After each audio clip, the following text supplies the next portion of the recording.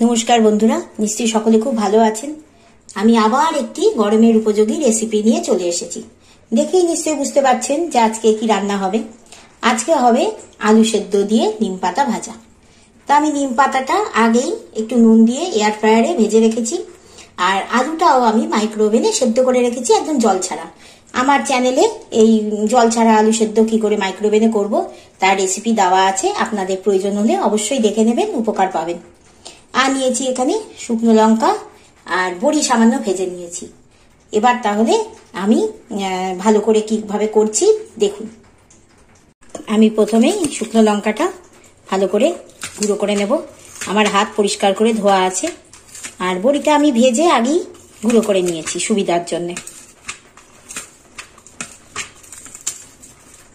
এই সময় তো গরমের সময় নিম বেগুন বা নিম পাতা ভাজা, এমনি আলু সেদ্ধ দিয়ে মাখা অনেক রকম ভাবেই খাওয়া হয়।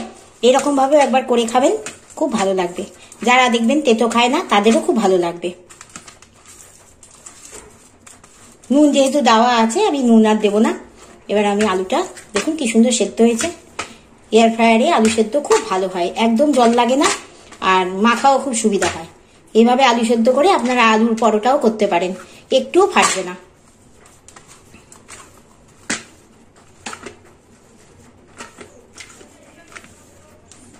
এবার আমি এর মধ্যে দিয়ে দেব বড়ি ভাজা। এই বড়িটা আর যে লঙ্কাটা দেখলেন এই দুটো কিন্তু আমি এয়ার ফ্রায়ারে ভেজে নিয়েছি একদম তেল ছাড়া। যেহেতু এর মধ্যে একদমই তেল নেই তাই আমি এর মধ্যে একটু সামান্য তেল দেবো আজকে।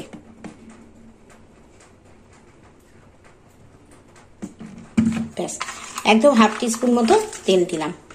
এটা আপনারা স্কিপ করতেও পারেন যারা তেল খান না। এবার আমি এর মধ্যে দিয়ে দেবো নিম পাতাগুলো। এবার সব একসঙ্গে সুন্দর করে মেখে নেব।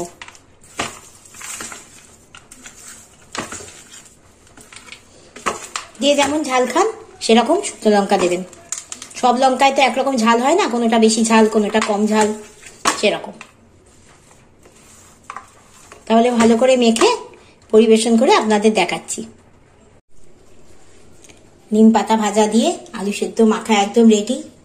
আমি এই রেসিপিটার নাম দিয়েছি নিম অমৃত, মানে অমৃত। নিম তো অমৃতর মতোই কাজ করে, আমাদের অনেক রোগে এই নিম পাতা আমাদের সেই রোগ নিরাময় করতে সাহায্য করে। তাই নিম পাতা খাওয়া খুবই ভালো। কেমন লাগলো এই রেসিপিটা? এই গরমে অবশ্যই একদিন করে খাবেন, দেখবেন খুব ভালো লাগে। আর যদি ভালো লাগে অবশ্যই লাইক করবেন, কমেন্ট করবেন, বন্ধু হয়ে সাবস্ক্রাইব করে পাশে তো থাকতেই হবে। আর সকলে খুব ভালো থাকবেন, সুস্থ থাকবেন। আজ আসি, নমস্কার।